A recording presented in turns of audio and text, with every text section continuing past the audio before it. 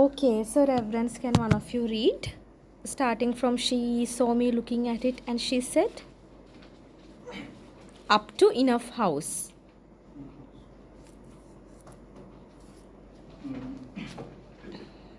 She saw me looking at it and she said, you could drink without hot or the strong beer that is brewed there now. Why?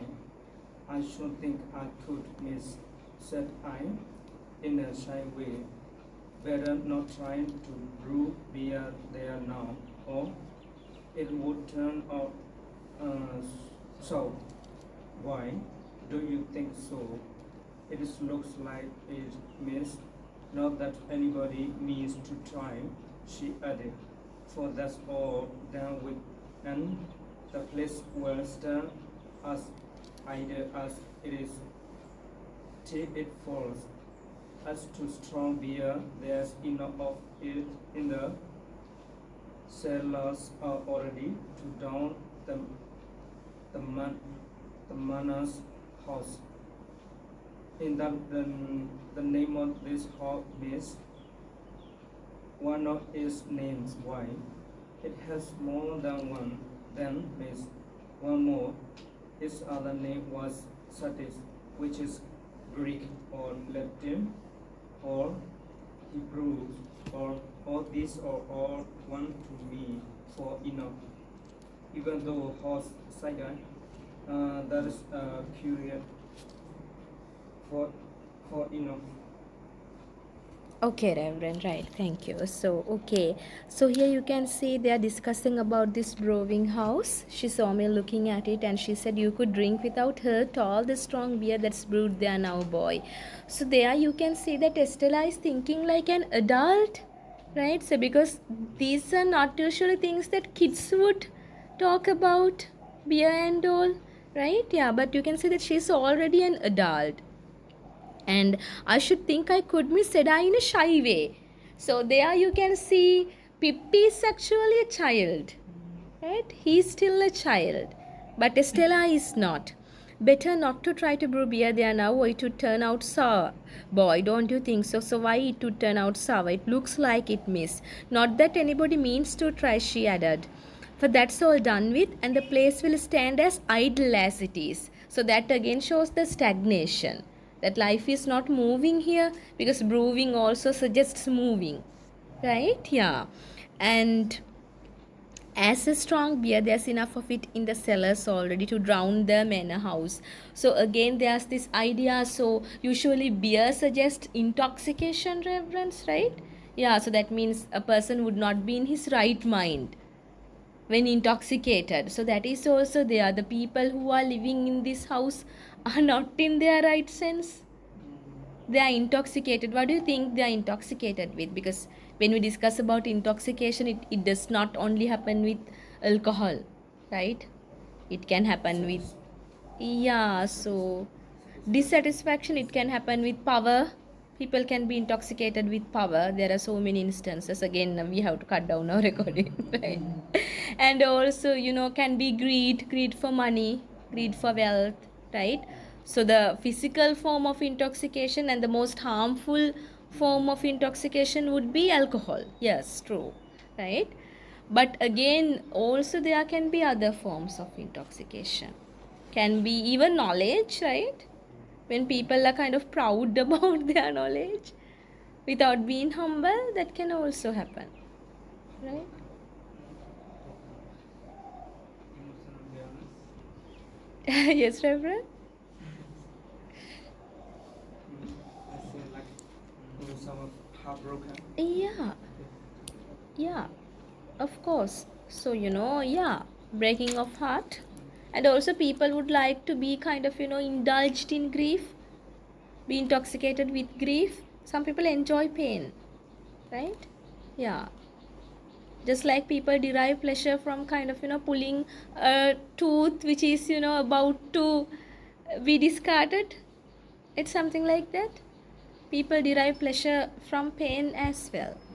Yeah, so that can be a form of intoxication, but it is not healthy to the mental health, but that can happen. Yeah. So here also you can see that Miss Havisham is doing that to herself. Intoxicated with revenge also. She wants to seek revenge on all the male gender. So the other males have done nothing wrong to her. Right? But she is avenging on the other males, and that is very sad. He is choosing a little kid for that, who has no kind of a connection to any of these things. But desires to poison them is bravery. Yes, exactly, Reverend. Very poisonous, right? So, in a way that you can say that alcohol is poisonous, right? As well, right? Even though all these alcoholics won't believe it, it can be poisonous, definitely, right? It will lead a person towards death slowly. So, like that, you can see this intoxication also leads Miss Havisham towards her own destruction. And not only her, that is the sad part. So more than alcoholism, it can be related to smoking as well, because a smoker is, taking all the people who are surrounding him towards death as well. So there's this, indirect smoking, something like that. So I know people, as in, there was a research paper about a lady who died of lung cancer because her husband was a smoker. She has never smoked once in her life, but indirect smoking can affect lungs, something like that, right? So here also you can see, even though Miss Havisham, right, she's not kind of causing destruction to her own self, but all the others, Estella is a classic case of destruction, because we cannot say that Estella was happy even at the end. Even though it is not shown in the movie, there's this idea that she gets married. In the book you would see she gets married and the husband leaves her, right? Yeah, so it is not shown in the movie. It is like, it is very short. Yeah, it is kind of a very brief incident in the movie, but it's not like that. You can see that none of these characters are rewarded. Even Pip loses all the wealth, right? Because the money that he was spending was not kind of, earned in a good manner, because they belong to an ex-convict. Because of that he loses everything, so they are not rewarded. Only Joe, and also let's take this character, Herbert, right? Herbert is rewarded because he has moderate expectations, not great expectations, right? Yeah, you were going to say something, Reverend? No. Okay. I'm Right. trying to remember who is Hulk. Herbert means this Herbert Pocket, the one who fights Yeah, with yeah, Pip, yes. and also the one who meets him, yeah, when he goes to London, his roommate. Yes, yeah. So there you can see that he has moderate expectations, that's why he is rewarded. And Joe and Biddy, right, they are happy at the end. Even towards the end you cannot see Pip happy, right? You do not meet Pip as a happy person, you cannot see him happy. So that's why, so that is a very subtle way of confronting great expectations. Even though the book is named Great Expectations, in a way it is a very slow criticism about, a very subtle criticism about great expectations. Yeah, okay. So where were we? Yes, about this, the poisonous effect of alcohol, the deadly effect of alcohol, not only towards the person who is consuming it, but towards the others as well. Because Miss Havisham is someone like that. So the symbol of alcohol. And here cellars, do you know what is meant by cellars, Reverend? Yeah. A room in a ground floor Yeah, exactly, Reverend. Just like a storeroom, storeroom. kind of like an underground storeroom where you, yeah, keep all these things. And is that the name of this house, Miss? And again you can see the discourse, the language. Pip calls Estella Miss and Estella calls Pip boy. Again, class consciousness would be a wonderful example for your yes, assessment. Miss and boy. It has more than one than Miss.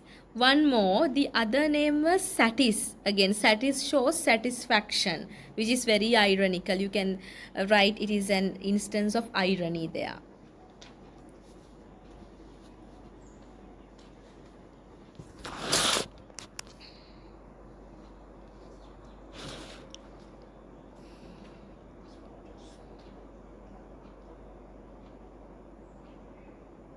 which is Greek or Latin or Hebrew, right?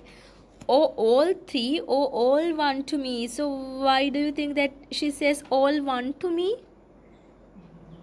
Because you know that these languages are in a way they can be symbolic as well, because what is common for all these three languages, Reverend, even though it cannot be kind of exactly it is not a very correct definition of these three languages, but there's this definition about these three languages can be applied for Sanskrit as well, even though it is not true. Dead languages, Reverend, very good, excellent, right? So that is the definition given to these languages, but again we cannot agree with it, right? So Pali would never ever be a dead language until Buddhism is there, because everything is in Pali. And also, even when it comes to Sanskrit, I've seen modern Sanskrit teledramas, even in YouTube you can find them, right? So I also try to learn a bit of Sanskrit and also a bit of Greek, right? Because those are like beautiful languages, right? Yeah. And when it comes to Greek and Latin, people do not speak them, that's why they call, Greek and Latin and Sanskrit, all these things, dead languages. But again, I think even here you have a Sanskrit department. At all the universities you have a Sanskrit department, right? Yeah, Kalania, that department is like a faculty.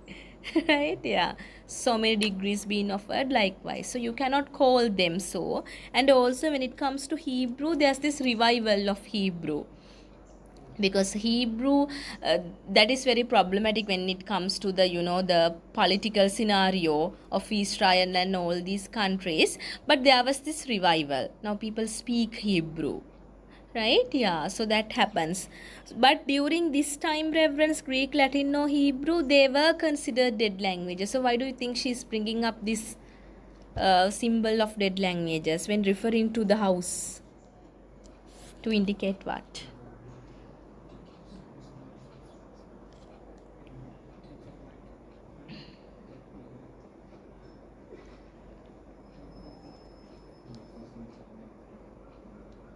Yes.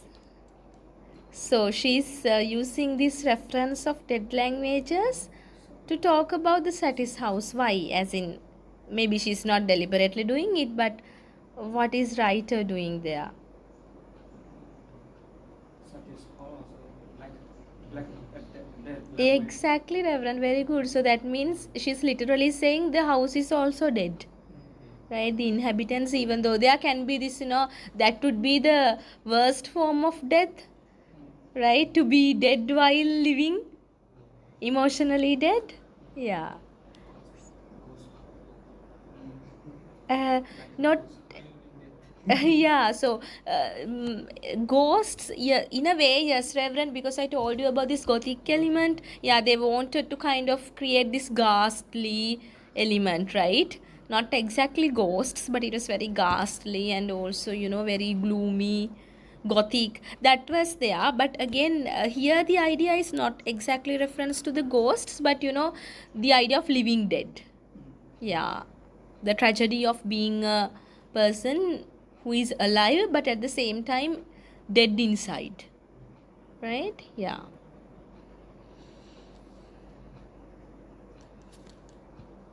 Yeah, so enough house, said I. That's a curious name, miss.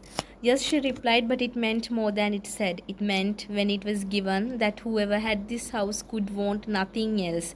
So that is kind of very ironic, because that didn't happen. So is this part there, Reverence? Yes, Ah, okay. They must have been easily satisfied in those days, I should think, but don't loiter, boy.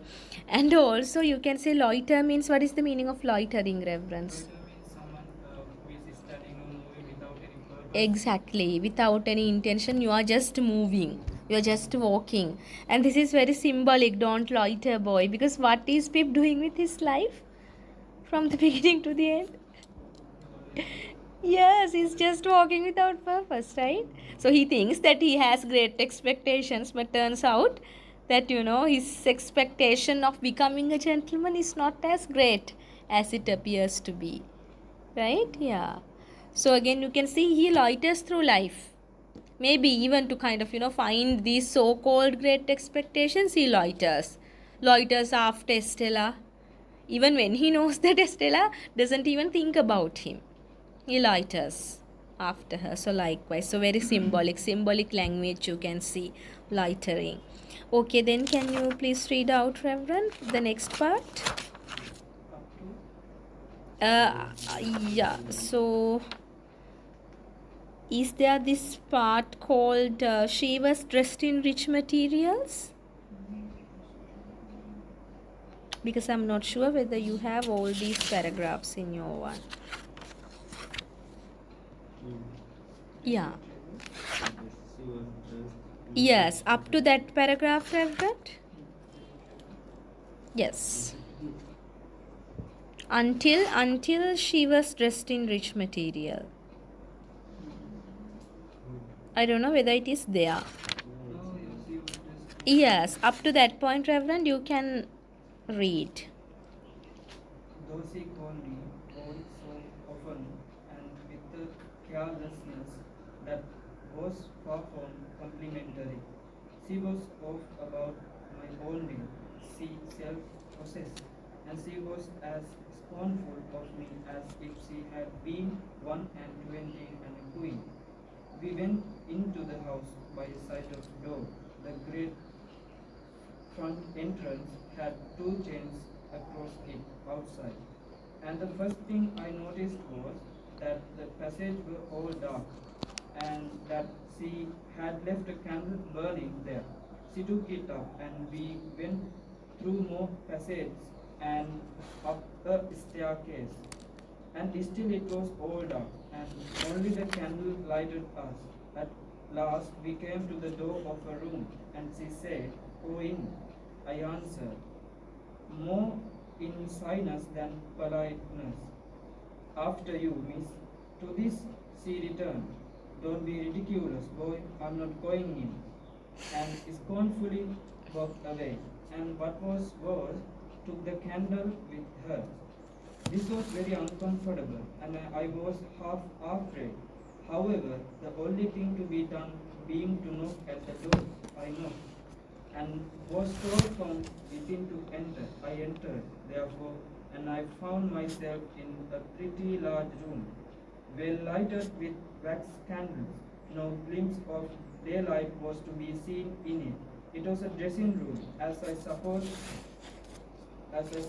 from the furniture, though much of it was of forms and uses then quite unknown to me.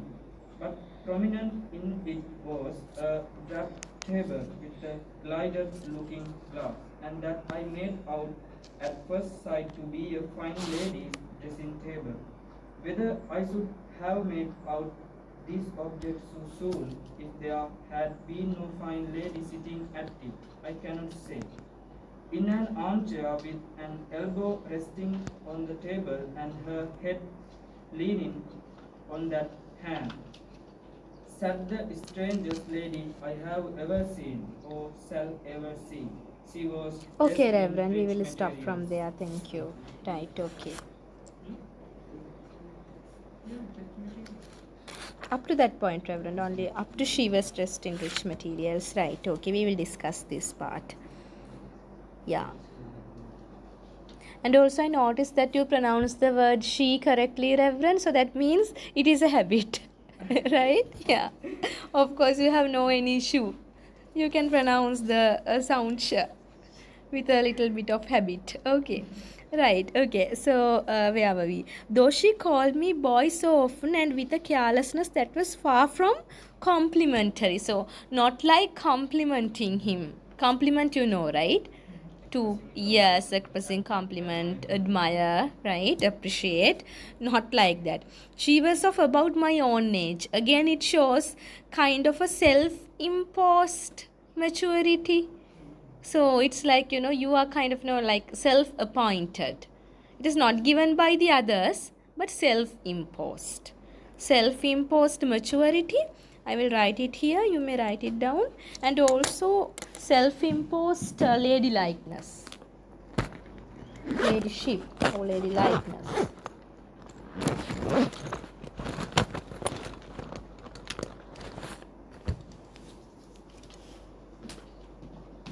Self imposed. and also self-imposed importance. Self-imposed self-importance, maturity,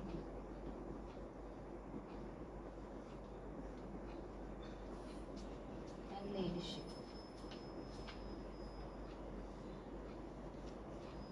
And it is very ironical because her leadership is anyway imposed on her, right? Yeah, because she's from this criminal background.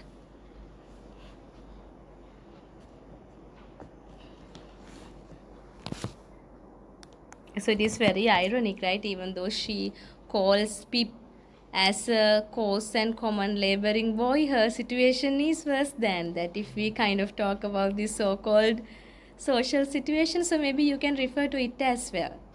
Yeah, it is okay if you can kind of fast forward when you are writing your assessment. You can talk about this class consciousness, but you have to be specific about this situation, right? Yeah, refer to that point, and then from that point onwards you can talk about these are the future implications of foreshadowing, right? And also you can say she was of about my own age. She seemed much older than I, of course, being a girl. So that is kind of a biological fact, right? During the teenage, even though they are kind of, from the same age, girls look usually elder than boys.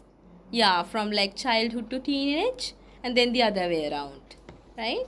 So that is something biological. That's why he says being a girl, so she looked older than me, and beautiful and self-possessed. And again you can see it's almost like his first impression, because earlier also you can see that very pretty and very proud, and again she's kind of always identified like that. He's repeating this comment, beautiful but self-possessed.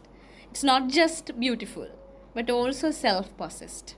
So this idea, self-imposed self-importance, yeah, so she thinks that she's important.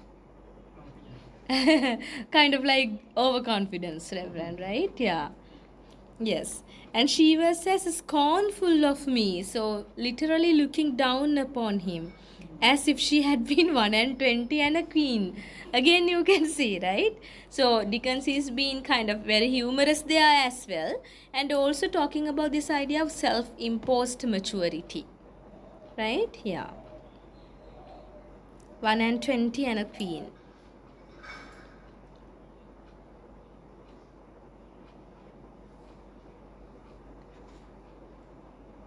Yes, and we went into the house by a side door.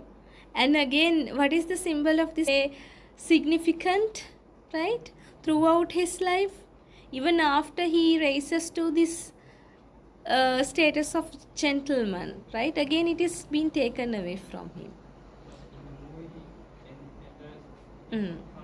Front door, so that's a problem, right? That is an issue, but it is not kind of very directly shown whether it is the front door or not, Reverend, right? Yeah, but again, if it is, it should have been more clear in the movie. I agree. Because that gate was also small. Yes. You can guess that it is It is a maybe side the gate. side. Yeah, maybe not the front gate. Yeah, maybe. But it is, that's what happens when a book is adapted as a movie. So some important details are missing. That's why Pride and Prejudice 2005 one becomes such a great adaptation. It captures almost all the details and even more symbols than the novel. Yeah, The side door, maybe the side door. because door is very small, very big Yes, house. big house, very small door. Yeah, can be the side door. Yes, yeah.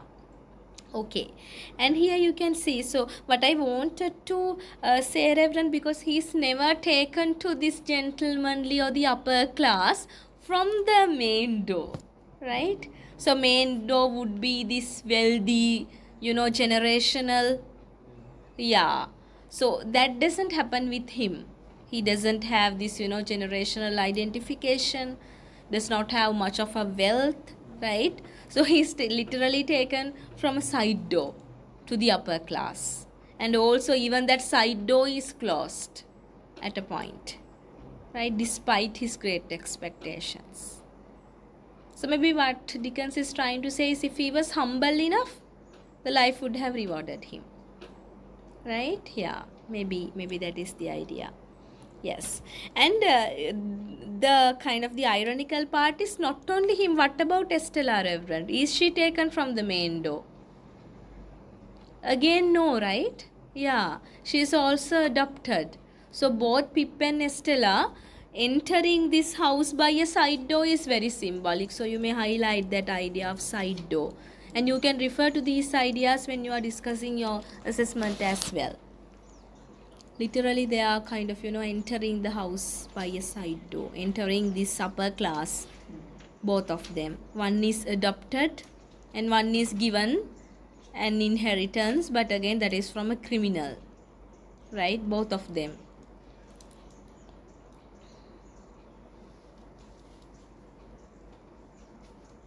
And also you can see the great front entrance had 2 chains across it outside. So across it you can kind of picture it, right? With my very bad drawing skills, let me draw that. So the front door may be like this, right? Arches, and then it is crossed, right? Chains were across it. So what does that mean, Reverend? Symbolically? Yeah. So the upper class is literally close to them.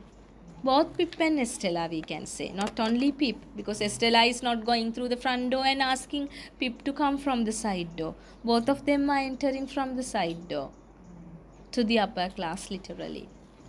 Even though Pip becomes a gentleman and Estella becomes a lady at a certain point of their lives, it is not kind of a proper manner, as in the so-called proper manner. Yes. And it's almost like it is prohibited for them, right? They are kind of unable to enter. Yeah. And the first thing I noticed was that the passages were all dark and that she had left a candle burning there. So again, this is like figurative darkness, reverence. Not the real darkness, not only the real darkness, but also figurative. Figurative means like metaphorical, symbolic darkness.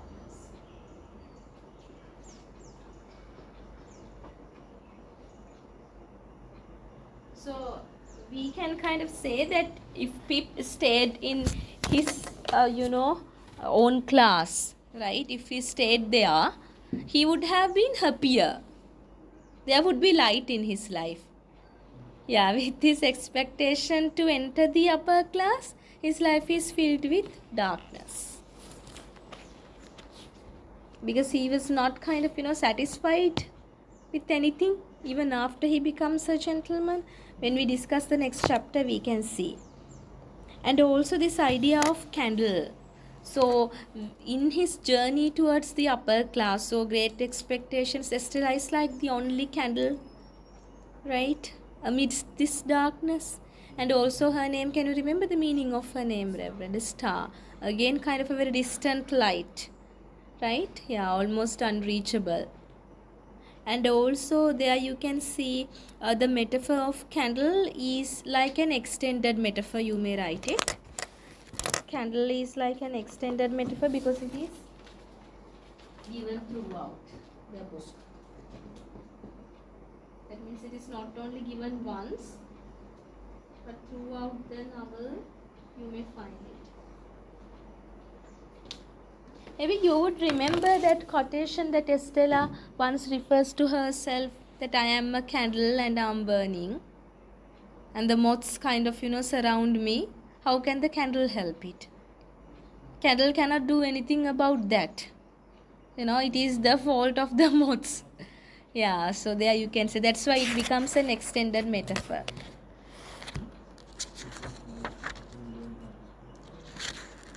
When referring to the gentlemen who are kind of, dancing, exactly, Reverend, very good, yes. When Bentley Drummond is eyeing her, she is saying that, I'm a candle, that how can the candle help it? And through more passages and upper staircase, still it was all dark and only the candle lighted us. So again you can see, so it is very, and kind of very symbolic, and also you can say this chapter is very transformative. Right? It is a very symbolic chapter and also transformative, the whole chapter. it sets a certain stage of the novel. And specifically because this novel is identified with 3 stages: first part of Pip's expectation, second part, and the third part. The next part that we would discuss, the next chapter, would be the end of the, no, not the next one, but the third one would be the end of the second stage of Pip's expectations. Likewise, you can find 3 stages in the book. Yeah, okay. And yes. And at last we came to the door of a room. And she said, "Go in." I answered more in shyness and politeness. "After you, miss." Again, I told you this immature shyness and childishness of Pip, right? He's literally a little boy. Unlike, this so-called Lady Estella, even though they are in the same age. And also you can see how inexperienced Pip is, right? Yeah, inexperienced, afraid, and the way that he is introduced to the class, the concept of class, or the upper class. And yeah. And also in a way, that's why this chapter is very transformative in a way, because it sets this idea of class in his mind, right? Yeah. And where were we? Yes.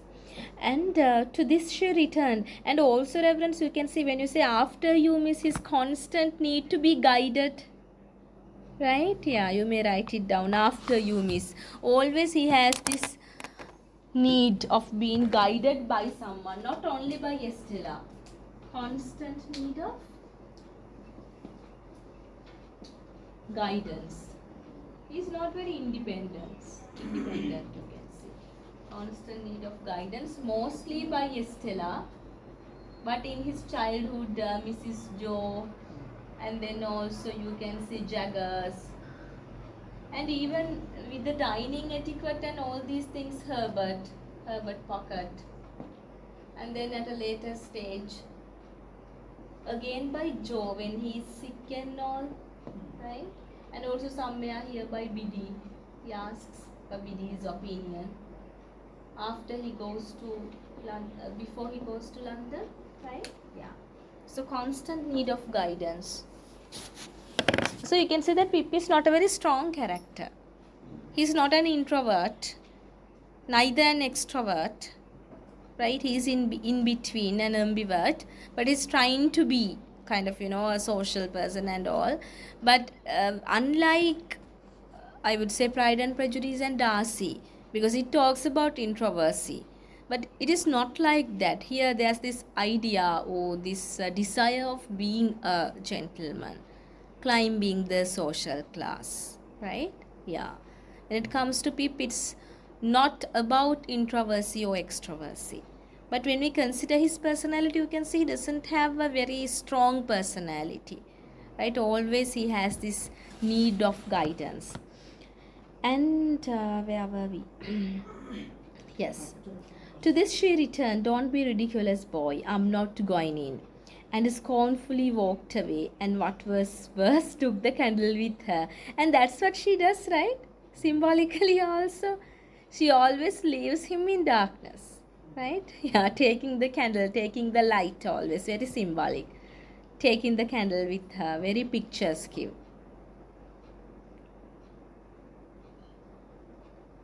And also you can see that Estella is almost heartless, right? So Pippi is very new here. And you can see that he's shy. But here, don't be ridiculous, boy. I'm not going to. Not a little bit of kindness is there, right? Not kind, very harsh. So you can see that very clearly. Yes. And then, yeah, this was very uncomfortable and I was half afraid. So not only shy, now he's afraid as well. Again, this shows his consciousness, how his mindset works when being introduced to the upper class, reverence. Yeah. You have anything to say, Reverend? Okay. Right. And if you have any questions, feel free to ask questions, right? However, the only thing to be done being to knock at the door, I knocked and was told from within to enter. And again, Reverend, this can be symbolic. He is always knocking at the possibility of being a gentleman, right? Knocking at the possibility of entering the upper class.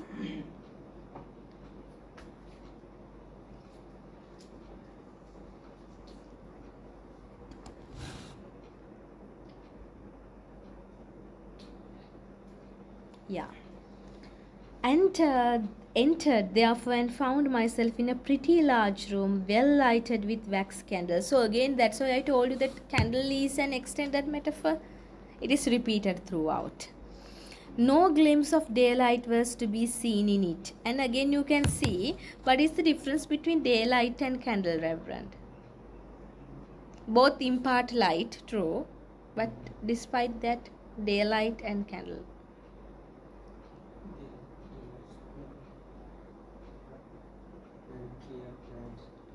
Clear, bright, and also, Reverend? Large. As in massive, yes. Good. And also? Wax candle cannot light by own. Light by itself, Only Reverend. itself. Yes. Yes. And also? Good. I really like both the points that both of you made. And also something else, Reverend? When it comes to daylight? Everything is clear. Clear. Yes, clarity is there. And light. And also, Reverend, it is natural, right? Yeah. So daylight is natural. Yeah, but wax candle, it's not natural. So you can see that natural or everything natural and general and common is shut from this house, right? So the wax candle, as you told us, it cannot light itself. It should be lighted by someone else, right? Yeah. So that means again it is fake, right? Natural and fake light. Yeah, there you can see it. And also arbitrary, instead of fake, I would like you to write arbitrary. You know arbitrary, right? Arbitrary, even for language we say that all the letters are arbitrary symbols. It's like it is made by someone. So created or imposed, not a natural light. So natural versus arbitrary light, you can see.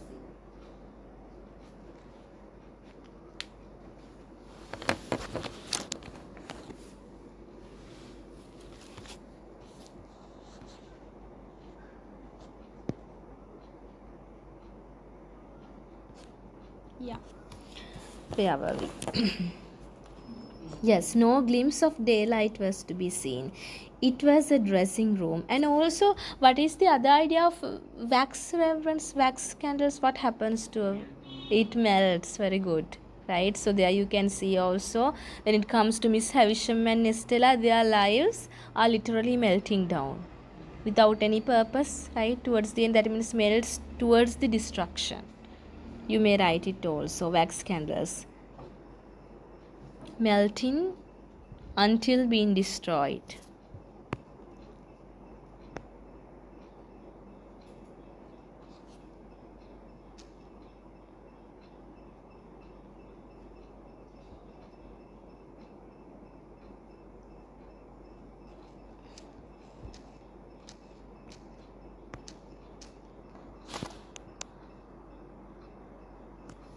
Yes. It was a dressing room, as I supposed from the furniture, because you can say that what is this idea of I supposed from the furniture? That means Pip has never been to this type of this type of a house. So you can again refer to that idea when you are discussing about the class, because everything is very new to him. He has never seen all these things before, so he kind of is guessing from all these furniture and all. Though much of it was of forms and uses, then quite unknown to me. So very new. Again, you can see this idea of class. But prominent. Prominent means, Reverend? something very significant. In it was a draped table with a glided looking glass. So draped means covered by clothes, like draped curtains, and likewise someone is draped in clothes, likewise the table is draped. And with a glided looking glass, glided means you have gliding doors, like moving, right? Yeah, can be moved towards the side, smoothly moving. And that I made out at the first sight to be a fine lady's dressing table. So even though he kind of he's not aware all of this, he's making wild guesses. So he's guessing that this can be a dressing table. Whether I should have made out this object so soon if there had been no fine lady sitting at it, I cannot say. So what is the idea? So he's not sure whether there is a lady sitting at it, because she's that thin, right? So almost invisible. So she cannot be properly seen there. I'm wondering whether that part is there in your book, Reverend. It is there, right? Yeah. And in an armchair with an elbow resting on the table and her head leaning on that hand sat the strangest lady I have ever seen or shall ever see. Again, you have this Gothic element. You may write on. Miss Havisham is a classic case of being a Gothic element, right? Yeah.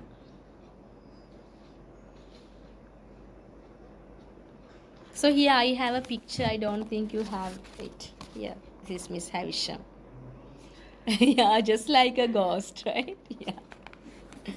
And also, what is this pose, Reverend? Like this? What does this say?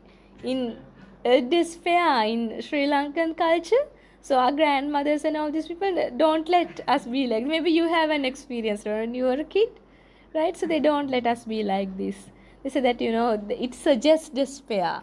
Maybe in your culture as well, yeah, it is considered as something improper to do. Yeah, like that. Again, you can see that she's having the desperate. Madam, Right? Yes, Reverend. here we have this gliders looking glass. Mm. I thought it symbolized superficiality of the upper class. Exactly, Reverend. All these things, not only that, draped table, right? Or looking glass. Likewise, you can come up with your points. Yes. And also, what does a looking glass kind of, or else a mirror, does, Reverend? Yes, it reflects your own self, right? But that again, it is very ironic. Even though there is this looking glass, she is unable to look at her own self properly. I mean, the realistic self. And also, in a way, because you brought out that point, I was just thinking, because glasses are associated with ghostly elements as well. If you are watching horror movies, do you watch all these ghostly movies? Yeah, right. You do not. Reverend Susita does. Then you may have seen there are mirrors in most of these ghost movies, and that you can see ghosts. Yes, behind you when you look at the mirror. So it works the other way around as well. In Dracula, it works the other way around. If you have read Dracula, if you haven't, you have watched the movie, but none of the movies are up to the standard of the book, right? So if you are going to read, maybe when you are kind of having the vacation, you can read this book, Dracula by Bram Stoker. So that is a beautiful book. Your notebook is coming out. Yeah, so Dracula by Bram Stoker, that is a beautiful book, because there you have this incident. There's this character, the protagonist, one of the protagonists called Jonathan. He visits Count Dracula's mansion, and then when he's shaving, so he has this mirror, and then when he's shaving, I think there's this cut being made on one of his cheeks, and then Dracula comes and takes him by the neck and going to drink that blood, and there's this mirror in front of him, because literally he's shaving, and then he sees that there's no shadow in the mirror, so he can only see his own shadow in the mirror, his own reflection in the mirror, right? Not Dracula's. So likewise, so that happens, both the ways. But in some movies, the ghosts appear in mirrors. Yeah, so that happens. So mirrors are always identified as a ghostly element. And also, I think there's this idea that mirrors can trap ghosts. Yeah, that's why when there's a funeral, people kind of, go on covering the mirrors. Some people do that. Yeah, they cover the mirrors. I don't know whether that happens in your culture, Reverend, but in India that happens. Even in Sri Lankan culture, I'm not sure whether that happens with all the people, all the households. But in India, I've seen that in movies. When a funeral happens, they just go, they run fast and cover the mirrors, being afraid that, their loved one will be trapped inside the mirror. Not out of, love, but out of fear, I guess. Yeah. That happens. And also that is very kind of, ridiculous, right? No matter how much we love our loved ones, our family members, but we are afraid of them turning into ghosts and haunting us, right? Yeah. Very ironic. Yeah. But once I heard that there was this person that her boyfriend met with an accident. That is a very tragic incident. So he passed away, and then she was kind of telling us she wouldn't mind if he comes as a ghost. Yeah, so that's true love, I guess, right? But most of the incidents, we find that when a kind of a death happens, people are afraid that there would be a haunting incident. Yeah, okay, right. So yeah, again this elbow resting, and a strangest lady, and she was dressed in rich materials, and again shows vanity, as you brought out, Reverend, right? Superficial and vain. Satins, all these are very rich materials, satins and lace and silks, all of white, and everything is in white. Her shoes were white, she had a long white veil dependent from her hair, still wearing the veil, and she had bridal flowers in her hair, right? Still she has, but her hair was white. Again very ironic, right? Again you can see juxtaposition, bridal flowers and white hair. So you can see a classic case of juxtaposition there, right, as a literary device. And also you can call it paradox. Not only juxtaposition, but paradox is there. Yeah. So white veil, and then bright jewels sparkled on her neck and on her hands. Again all these jewels suggest the vanity of the upper class. And some other jewels lay sparkling on the table. So some are left, some are literally on her, but some are left. And dresses less splendid than the dress she wore, and half-packed trunks were scattered about. So all these show kind of a state of despair, Reverend, right? So nothing is in order, right? Yeah, the order is missing. Not in order, nothing is in order. And half-packed, scattered. So just like her life is also kind of scattered, right? Yeah. Yes. And she had not quite finished dressing, for she had but one shoe on, the other was on the table near her hand. Her veil was but half arranged, her watch and chain were not put on. Again, very kind of, it gives a portrait of Miss Havisham. Dress does not fit it. It is like, and also he once says that it reminded him of a waxwork, almost not real, very surreal. You can also see that. Surreal means, yeah, far from being real, not real, very surreal. And yes. Yes, Reverend? Not exactly parabautic, Reverend, but you can also identify that with it. But here what I wanted to say is she's not kind of real. You can also refer to that idea as well. it felt, but when you say it felt surreal to me, it's like, it is not very real. It's kind of, also you can use this word surreal to indicate something that is better than reality, right? Better or worse than reality, both, right? Yeah.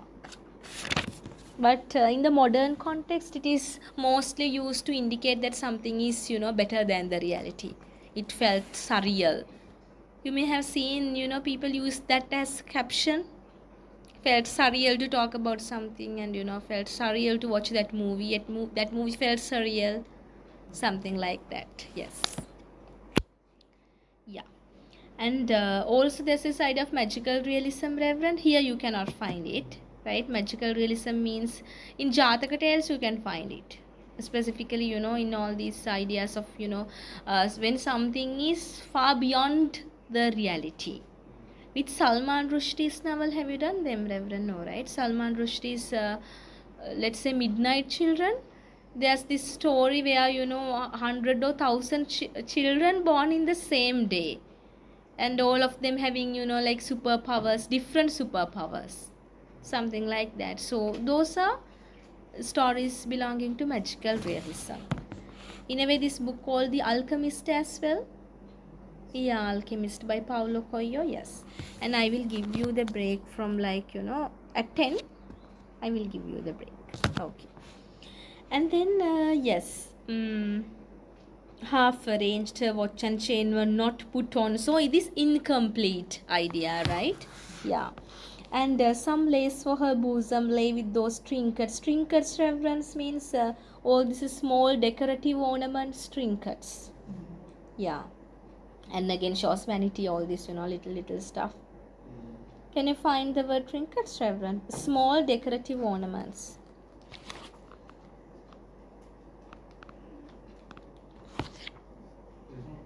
Yeah. Small decorative ornaments. Like little earrings and all these little stuff. Decorative ornaments. Ornaments, so just little things that are used to decorate. Yeah.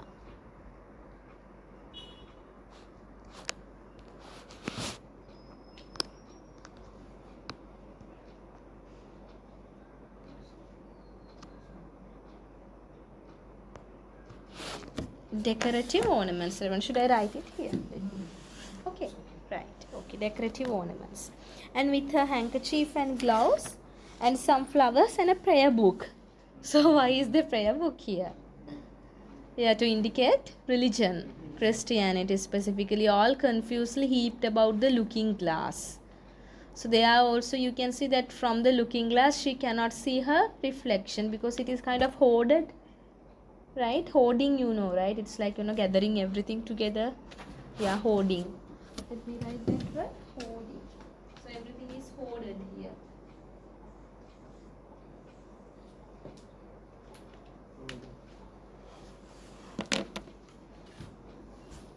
So very confusing state. You cannot find it.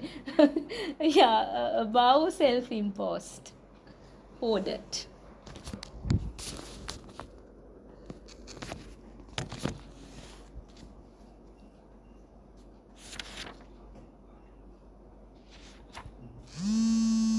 So it shows this state of confusing as well.